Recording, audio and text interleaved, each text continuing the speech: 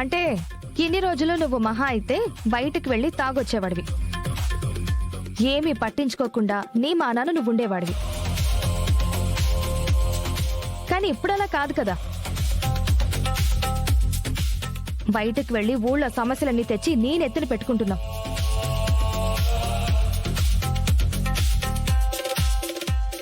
దానివల్ల నీకే ప్రమాదం జరుగుతుందో అన్న భయంతో సహస్ర అడుగుతుంది. ఇది ఊళ్ళో వాళ్ళ సమస్య కాదు, మీ అందరికీ ఎప్పుడో చెప్పాను. నా ప్రాణాలని కాపాడి నేనిలా మీ ముందు ఉండటానికి కారణమైన సిరి కోసం నేను ఇదంతా చేస్తున్నాను.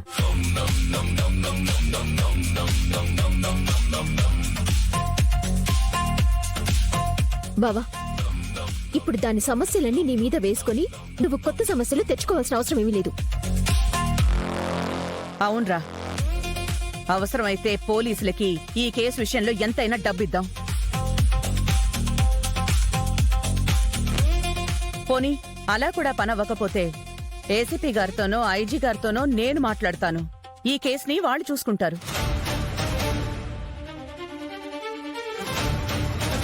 నీకెందుకు మధ్యలో? నువ్వు వెళ్ళి నీ కంపెనీ పనులు చూసుకో.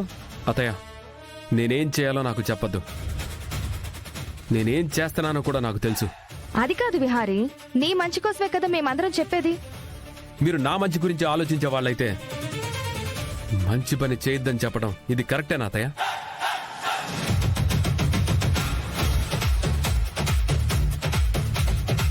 బావా, నువ్వు చేస్తున్నది మంచి పని అవ్వచ్చు, కానీ మంచితనం వల్ల సమస్యల్లో ఇరుక్కుంటుంది నువ్వే.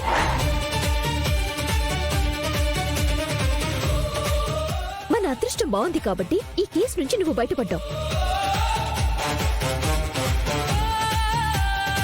ఇప్పుడు నువ్వు కామ్గా ఈ కేసు విషయంలో ఇన్వాల్వ్ అవ్వకుండా పోలీసులకి వాళ్ళ పని వాళ్ళకి అప్పు చెప్తే చాలు. నువ్వు ఎక్కడికి వెళ్ళటానికి వీల్లేదు.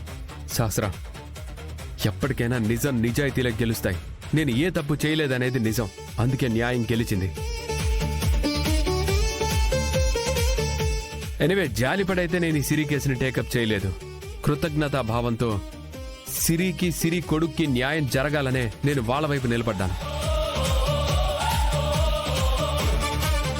మీరు కాదు, ఆ దేవుడే వచ్చి పని చేయొద్దని చెప్పినా సరే నేనెవ్వరి మాట విన్ను.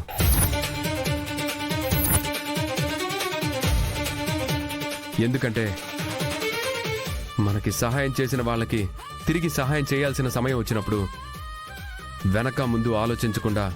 మీకు మీ మనుషులకు ఆటో డ్రైవర్ని వదలదు, జాగ్రత్తగా చూసుకోమని చెప్పాను. మీ అశ్రద్ధ వల్లే ఆ ఆటో డ్రైవర్ తప్పించుకున్నాడు. అక్కడ విహారీ బతికిపోయాడు. ఈ విషయంలో తప్పంతా మీదే. ఆ ఆటో డ్రైవర్ దొరకడం వల్లే ఇప్పుడు అందరి అనుమానం నీ మీద ఉంది. సారు, మేమేమన్నా కావాలని వదిలేమా ఏంది? ఆ జేడీ కేడీలు వచ్చి మా వాళ్ళంతన్ని ఆటో డ్రైవర్ని తీసుకెళ్లారు. అప్పటికే వాళ్ళని ఆపడానికి మా వాళ్ళు చాలా ట్రై చేశారు. కానీ ఏం చేస్తాం, మా దురదృష్టం కొద్దీ ఆటో డ్రైవర్ మా దగ్గర నుంచి తప్పించుకున్నాడు. ఆ విహారీ ఏమో అదృష్టం కొద్దీ బయటపడ్డాడు. దీనిలో మా తప్పే ఉంది.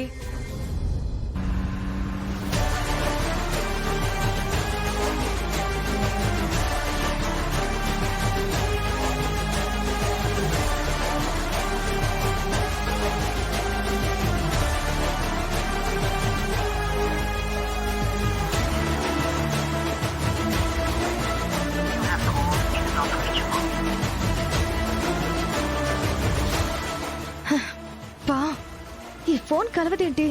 అవతలేమో విహారీ, ఆ సిఐ సంధ్య శకుంతల దగ్గరికి వెళ్లారు. ఈ సుభాష్ ఫోన్ ఏమో కలిసి చావట్లేదు. వీడక్కడే ఉండి ఆ శకుంతలతో పాటు దొరికిపోతే మధ్యలో నేను బుక్ అయిపోతాను.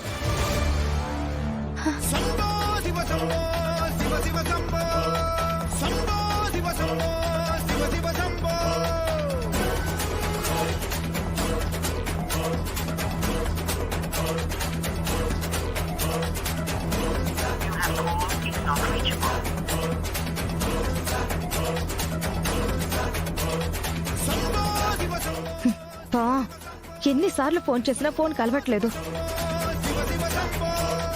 అసలు నేను నమ్ముకున్నాను చూడు, నాది బుద్ధి తక్కువ. నీ వల్ల నేను కూడా ఇరుక్కునేలా ఉన్నాను. ఇదిగో సారు, ఈ శకుంతల గురించి తెలిసి తెలియకుండా మాట్లాడు మాకు. నేనేదనుకుంటే అది చేసి చూపిస్తాను. ఏదో అనుకోకుండా అలా జరిగిపోయింది. అంత మాత్రానికే నన్ను అంటారేంటి? అసలు నిన్ను